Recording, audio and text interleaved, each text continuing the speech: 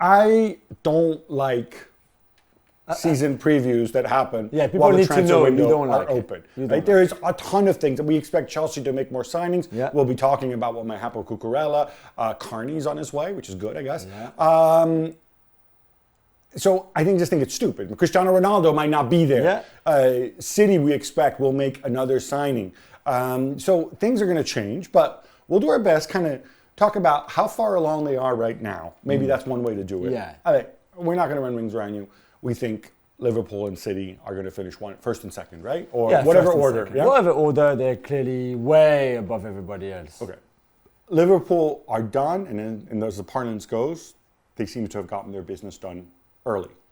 Yeah, early. Darwin Núñez, the big signing, of course. That I think took most of the money available for transfer, which meant maybe there was nothing left for a midfielder, for example, and we both believe that they could have done with someone better than what they have, or certainly a different profile, which they haven't. And then you've got... And then the money they gave Mohamed Salah. Yeah, and then the new contract to Salah. Even with the sale of Sadio Mane, I think that money was reinvested in Darwin Núñez anyway.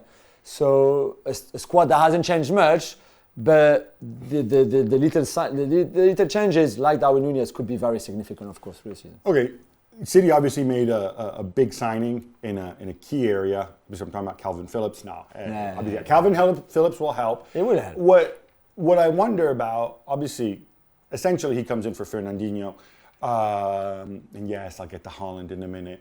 But also Calvin Phillips, you expect, should play more minutes than Fernandinho. I'm wondering, are we going to see a City team where maybe we see more of Rodri plus Phillips, Rodri plus Gundogan this season?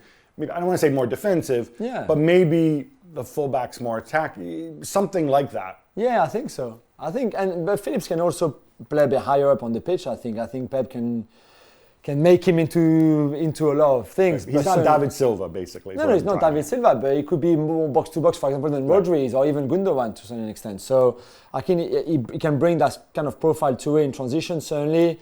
But he can also be more disciplined, and you play with a double pivot, and you would think you're more solid than having Rodri on his own. Rodri, who played a lot last season. This is a crazy season. I can see Rodri being a bit more rotated than he was last year because of the Calvin Phillips signing. So it makes sense.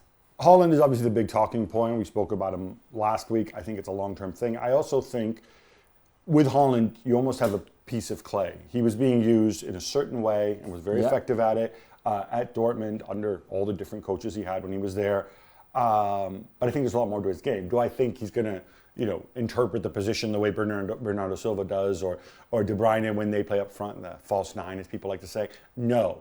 But I do think it's not just going to be a case of him leading the line, running behind the defenders, using this combination of strengths and pace. No, and I mean, that if you play for City, that's not enough anyway. Right. It was interesting to hear what Sergio Aguero was saying about, he still have the habits that he had in Dortmund in the Bundesliga, which, play a little bit for himself, really.